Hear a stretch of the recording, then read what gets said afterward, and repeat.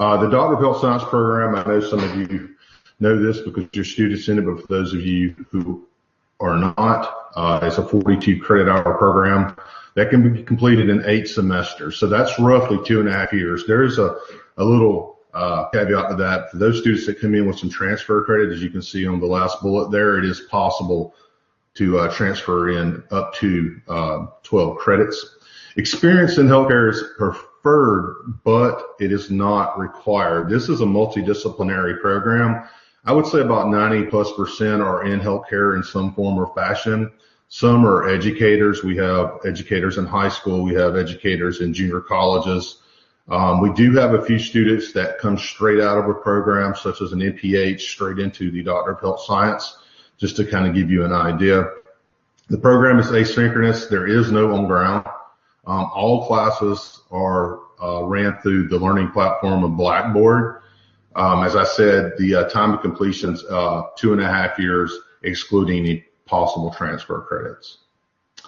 Potential responsibilities that might be a possibility for a Doctor of Health Science student: healthcare manager, health specialty educator, such as a secondary education position, leadership positions in public health, local, state, and federal government. That could be a very, very wide range for working for the in the CDC, Medicare, Medicaid, Indian Health Service.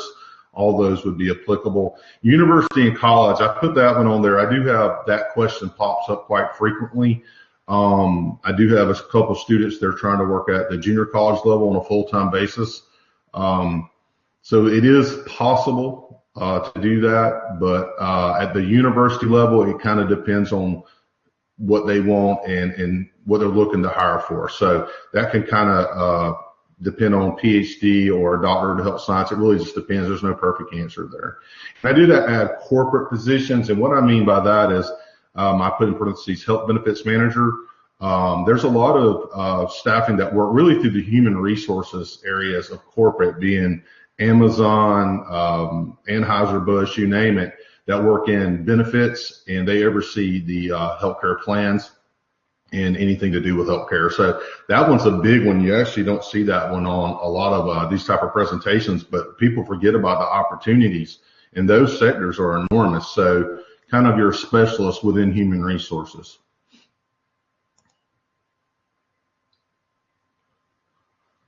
Some of kind of the genres, just sector-wise, certainly hospitals. We have several clinicians in the program. We continue to get several applicants that have a clinical background. We have people who have administrative backgrounds, but hospitals is certainly one.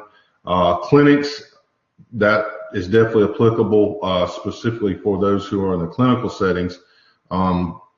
Most of you probably know that outpatient growth in healthcare is trending. Inpatient was dominant for some years, but we are starting to see that tilt now, where we're seeing more outpatient than inpatient care. So opportunities will be greater in those areas more than likely in the future.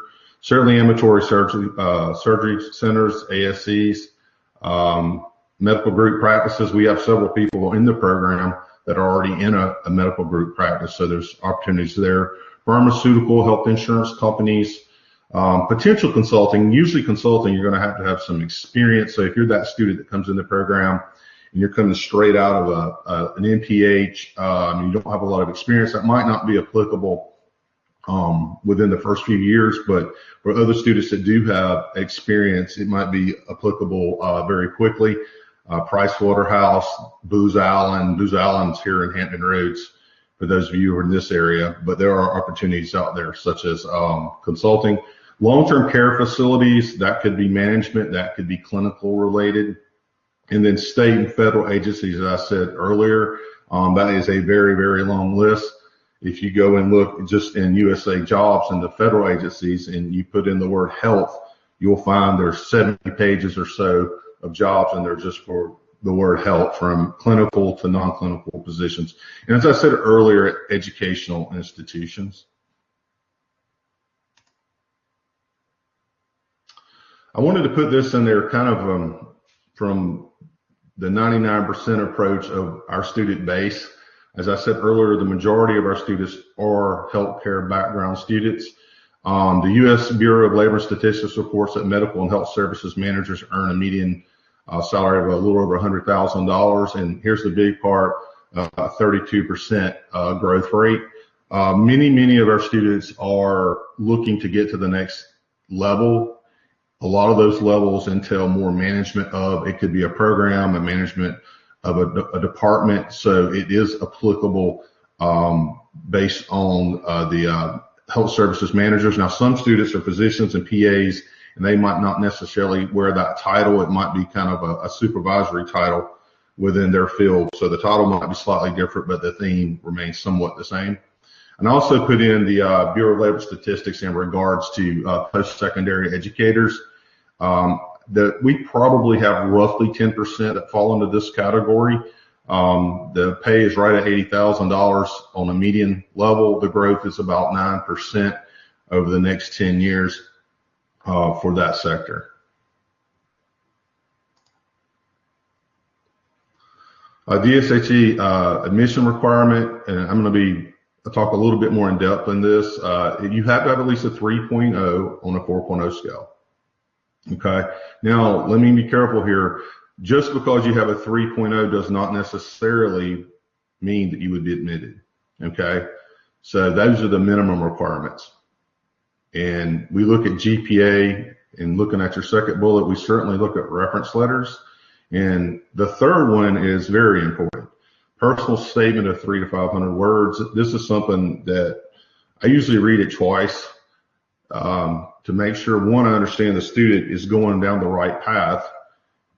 For instance, if somebody says they're going to want to be a research type professor, well, that's more of a PhD. But if they're looking more for leadership, kind of get to the next level in healthcare, it falls more in line with the Doctor of Health Science.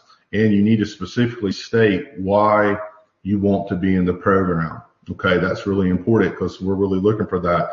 So along with GPA, your reference letters, your personal statement, that's a large part of the equation of whether you get accepted or not to the program. And then we also require you to provide us with a CV, resume for those students that have gone straight through and they don't have a lot of experience. You know, you're not going to have a long CV, but you should still have some type of resume. I've told students in the past, I don't care if you were a manager at Subway, that actually means something to me. I want to see that. So don't necessarily assume because it's not healthcare related that it's not applicable for that type of student. Now, somebody that's got a lot of experience probably wouldn't put that on there, but don't just assume that it doesn't matter. Official transcripts from all institutions attended. I think that's pretty straightforward. Here's a big one, no graduate record exam. So the GRE is not required for this program, all right? There are no specific prerequisites, but you must have a conferred graduate degree. And as I said earlier, you can possibly transfer up to 12 credits.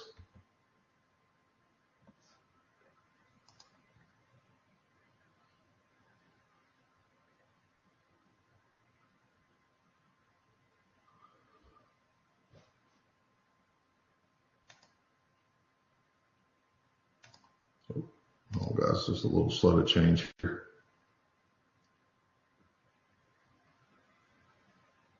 Okay, the admissions process for the program is rolling, and that simply means you can apply at any time. That's what rolling means. There's no specific timeline. And I did put just a third block on there for students that are thinking about their program. How do you apply? Well, and I also put this in a link at the end of the presentation. Eastern Virginia Medical School EVMS webpage, select doctoral program, select Doctor of Health Science, and then at the bottom you see apply now.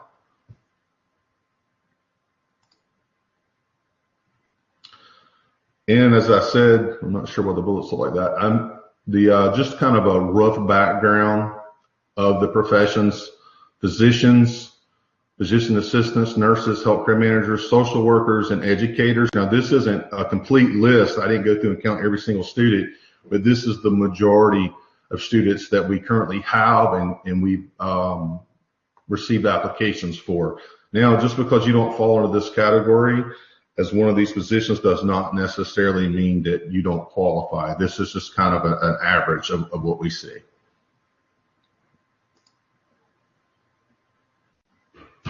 Now I just want to go briefly over the curriculum. I said earlier that it takes approximately 2.5 years to complete your year one curriculum. You would take 2 courses in the fall term, strategic communication and health delivery systems. Your spring term, 2 more courses, conflict analysis and negotiations and management of organizational change. And in the summer, you would have 1 course, which would be population health and preventative care. In year 2, you would have essentials of financial management, introduction to healthcare analytics. For the spring term, research methods, program evaluation. And for the summer term, you would have 1 course, which would be leadership and professionalism. Next, you would have policy and politics of healthcare, healthcare strategy. In the spring, effective information technology for healthcare organizations. In the capstone is leading innovation. So that's the capstone course. And that would complete the curriculum for the program. Now, I get asked this question a lot. This isn't referring to residency like, are you a resident of a state? That's not what this means. But I've had students since I've been at EVMS, at least 3 or 4, that have called me and said, do you have to do an internship? Well, the answer is no. There's no internship built into the program, so therefore it's not a requirement. So there is no requirement specifically for an internship. It may be possible that we could help you with something like that. Really depends on where you're at. If you were trying to get a residency, and this would probably apply more to a student that came straight out of a program, you know, MPH straight in and has no experience. For those that have experience, generally you don't need any type of residency. Opportunities, this is just kind of general. There is opportunities in these fields for research, service learning, community service, and you know, this would be in a lot of different degree programs that you would see, but those are applicable to the Doctor of Health Science.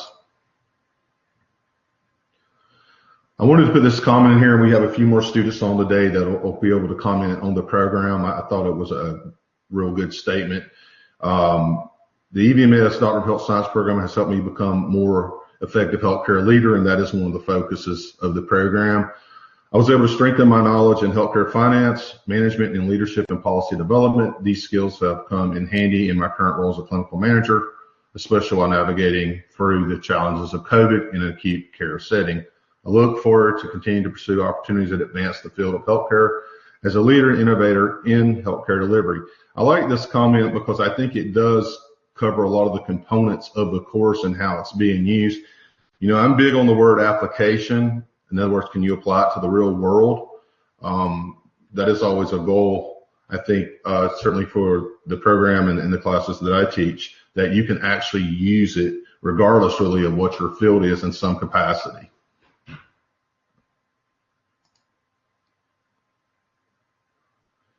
And I put the link on here, as I said earlier. This is going to take you back to the EVMS site for the Doctor of Health Science and back to apply now. So if you click on this link, or you can go out and just Google it and you can find it that way as well.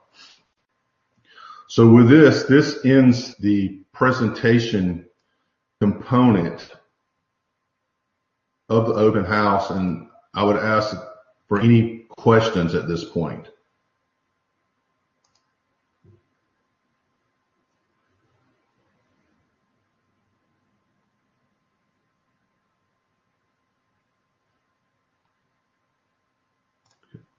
Check the chat.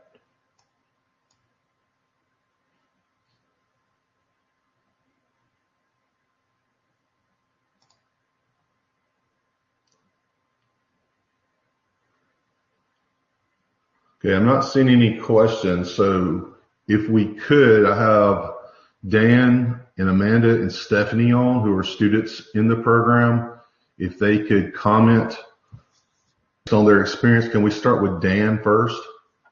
Sure. Well, good morning, everyone. My name is Dan Thibodeau. I'm finishing my next semester, will be my last semester with the Doctor of Health Science program.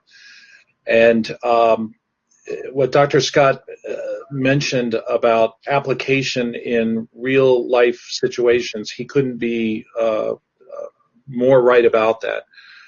Every course that I've taken through this program I have had a direct link to the things that I do both in my clinical setting as a physician assistant in cardiology. I've been practicing for about 25 years. And here as a professor here at the medical school. I'm also teach here at EVMS in a different program, and I've been with the school for 15 years. But what it really has allowed me to do is expand my knowledge base in ways that my prior education didn't. And it really helps me evaluate what I do clinically, the bigger picture of the healthcare system, as well as things that happen here in the medical school on the educational side and organizational management. So I couldn't agree more with Dr. Scott. This is a wonderful program that really sets up professionals up well for going to that next level and enhancing your career. Thanks, Dan. I'd like to next go to Amanda. Hi, good morning, everyone. I'm Amanda. I'm also with Dan. I am in my last year. Next semester will be my final semester. As far as the program itself, it's definitely opened so many doors and avenues for me. I'm a licensed counselor. I actually just accepted a job based on me being in this program, and I'm going to become a program director of an outpatient substance abuse program.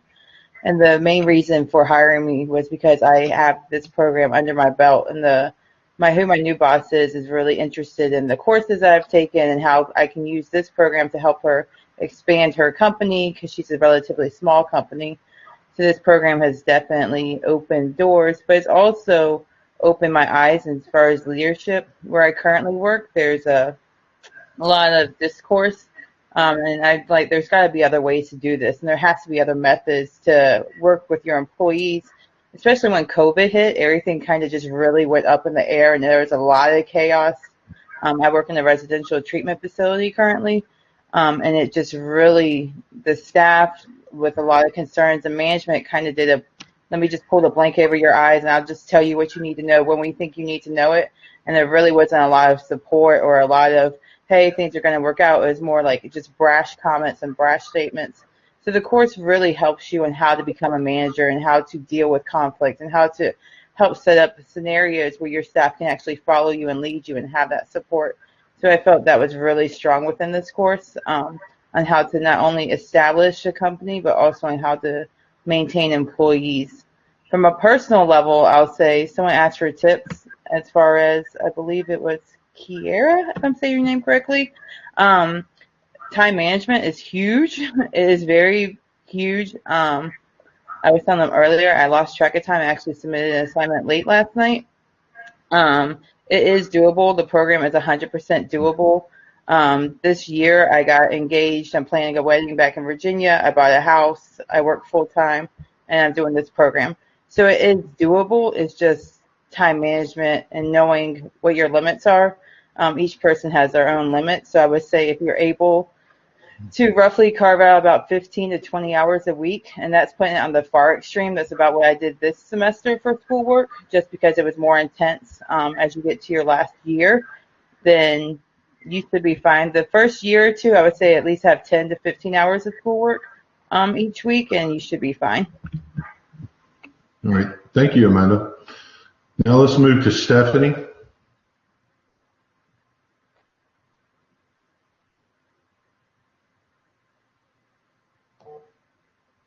Stephanie, are you I see. I'm here. Yeah, sorry about that. Hello, everybody. My name is Stephanie McCombs. Sorry for the background here. I just had a outpatient surgery yesterday, so I'm sitting up in my bed while I do this. But that was part of what I wanted to talk about was the asynchronous format of this program. It's really made it very doable. Like Amanda said, find 10 to 15 or 15 to 20 hours to carve out for all of your coursework. And that's pretty easy to do. If you take an hour lunch and you eat while you're, looking at some of the coursework or maybe doing some of the reading, that's already 5 hours a week you could use there. And then it's just a matter of spending a few hours in the evening or sometime on the weekends. So the fact that you don't actually have to go to class at a set time makes it very easy for someone who is working to complete this program. And so I thought that would probably be the biggest question that people had was, can I do this? How much time is required? And so I think it's definitely doable. As Amanda mentioned, time management is going to be huge. But what I do at the beginning of every semester is I print out a calendar and I just kind of put all of my assignments on there so that I can kind of work on them over time and so that it's not a big rush to try and complete something at the very end. So it's very doable, even for someone who is working full time. Those are good points, Stephanie. And, I'll add that, I understand that I would say 90% are working professionals.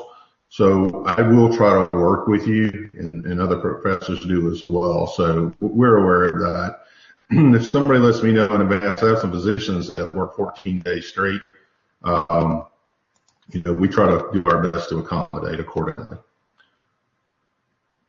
So with that said, if there's no additional questions, I want to thank everyone for coming. I want to thank everybody from the student perspective that did the comments. And if there's any questions that did not get answered, please let us know, and we'll try to answer those questions for you. You can also call me at EVMS if you look up in the directory, Gregory Scott. You can call me directly if you have additional questions, and I'll be glad to call you back. Can I say one more thing, Dr. Scott, that I forgot about? Yeah, go ahead. So one thing I do want to say is Dr. Martin, I know when I took his finance class, and Dr. Scott's also done very well with this. Communication is so big. I know with one assignment, Dr. Martin emailed me. He was like, "You're doing so good, and what happened? Let's set up a meeting and let's talk." So it's definitely a program where the professors value you and want you to succeed. I've had other programs with other universities when I got my master's where the professors were like, "Well, you got your grades, so figure it out next time to hopefully do better." And so it was kind of more of a hands off to whereas this program, the professors definitely care and they're attentive to us as students, even though they have so many students, is what I've experienced within the program. That's a good point, and that's certainly true. I don't see any additional questions at this point. As I said, for those of you who are interested in the program, once again, Gregory Scott, Dr. Gregory Scott, EBMS Director, you can call me directly, and I'll be happy to call you back. If you should get a survey, I think in about 30 minutes via email, as I understand.